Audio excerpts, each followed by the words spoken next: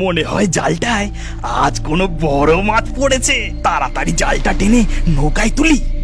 জাল টেনে নৌকায় তুলে দিনেশ জেলে দেখে যে তার জালে কোনো বড় মাছ নয়, রূপকথার গল্পে শোনা মাছের লেজ বিশিষ্ট এক জলকুমার তার জালে আটকা পড়েছে। উফ, আমার ভাগ্য মনে হয় এবার খুলে যাবে। তাড়াতাড়ি নৌকা চালিয়ে এই মাঝ সমুদ্র থেকে তাড়াতাড়ি বাড়ি ফিরে যাই। এই জলকুমারকে কোনো রকম ভাবে পালিয়ে যেতে দেওয়া যাবে না।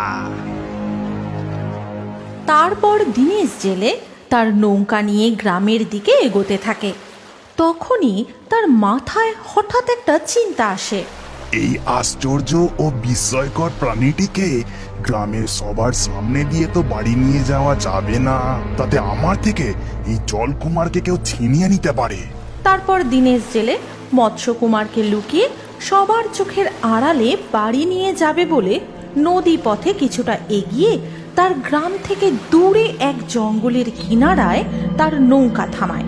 তারপর মৎস্যকুমার সহ জালটিকে টানতে টানতে জঙ্গলের ভিতরে যায়। রাত গভীর হওয়া পর্যন্ত আমাকে এই জঙ্গলই অপেক্ষা করতে হবে। তারপর জঙ্গলের পথ ধরে আমি বাড়ি ফিরে যাব, তাহলেই আমাকে আর কেউ দেখতে পাবে না। আমায় ছেড়ে দাও জেলে, তুমি আমায় মেরো না।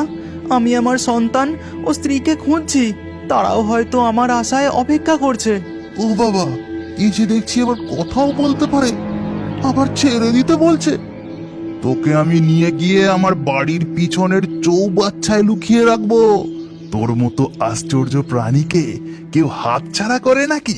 এদিকে তখন মণিমালা জলপরী ও তার কন্যা নিনি পিতা রত্নকুমারকে জলের বিভিন্ন জায়গায় খুঁজতে শুরু করে এবং খুঁজতে খুঁজতে তারা এক জঙ্গলের জলাশয়ের মধ্যে এসে পৌঁছায়। মা, এতদিনে তো পিতার আমাদের কাছে চলে আসার কথা ছিল, কিন্তু পিতা যে এখনো আমাদের কাছে এসে পৌঁছলো না। এখন আমরা কি করি? কিছুক্ষণের মধ্যে সন্ধ্যা নেমে আসবে, আমার খুব ভয় করছে মা। ভয় পাস না মা, আমি তো তোর সঙ্গেই আছি। কিন্তু এই স্থান আর আমাদের জন্য নিরাপদ নয়।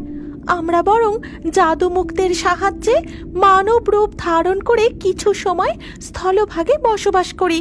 সেখানে মানব রূপে আমাদের কেউ ক্ষতি করবে না।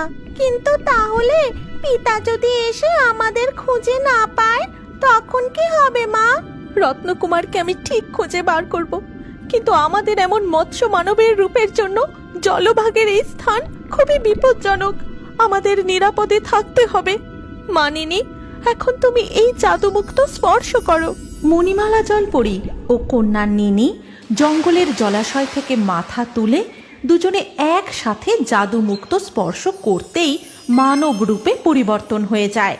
তারপর তারা জলাশয় থেকে জঙ্গলের পথে হাঁটতে শুরু করে। হাঁটতে হাঁটতে তারা একটি বেদানা গাছের নিচে দাঁড়ায়। আমার যে খুব জোর খিদে পেয়েছে, আমাকে কিছু খেতে দাও না মা। তখন মণিমালা তার সামনে সেই বেদানা গাছটি দেখতেই হঠাৎ মনে পড়ে যায় সেই দিনের কথা, যেদিন রত্নকুমারের সাথে প্রথম স্থলভাগে এসেছিল। কত সময় পেরিয়ে গেছে, সময়ের সাথে এই বেদানা বৃক্ষ কত বড় হয়ে গেছে। তখন রত্নকুমার হাত বাড়িয়ে বেদানা পেড়ে আমায় দিয়েছিল, কিন্তু এখন এত উঁচুতে আমাকে পাখির রূপ ধরে তবেই ফল পেড়ে নিয়ে আসতে হবে। মণিমালা তার জাদুমুক্তর সাহায্যে একটি ম্যাকাও পাখির রূপ ধারণ করে বেদানা গাছের উপরের দিকে উড়ে গিয়ে একটি ডালে বসে। আর ঠোঁটে করে বেদানা নেবার সময় সে হঠাৎ লক্ষ্য করে কিছুটা দূরে জালে বন্দি অবস্থায় পড়ে রয়েছে রত্নকুমার। তারপর সে তাড়াতাড়ি করে নিচে নেমে এসে আবার পাখি থেকে মানব রূপে ফিরে আসে। কি হলো মা, তোমায় এত অস্থির দেখাচ্ছে কেন? কি হয়েছে তোমার? আমি তোর বাবার সন্ধান পেয়েছি, কিন্তু তাকে যে এক জেলে জালে বন্দি করে রেখেছে। এই গল্পের পরবর্তী পর্ব যদি তুমি দেখতে চাও তাহলে কমেন্টে নেক্সট পার্ট অবশ্যই লিখো। আর আমাদের রিও বার্ডস ফেসবুক পেজটি এক্ষুনি ফলো করে নাও। এই গল্পটি ভালো লাগলে লাইক করে শেয়ার করে দাও।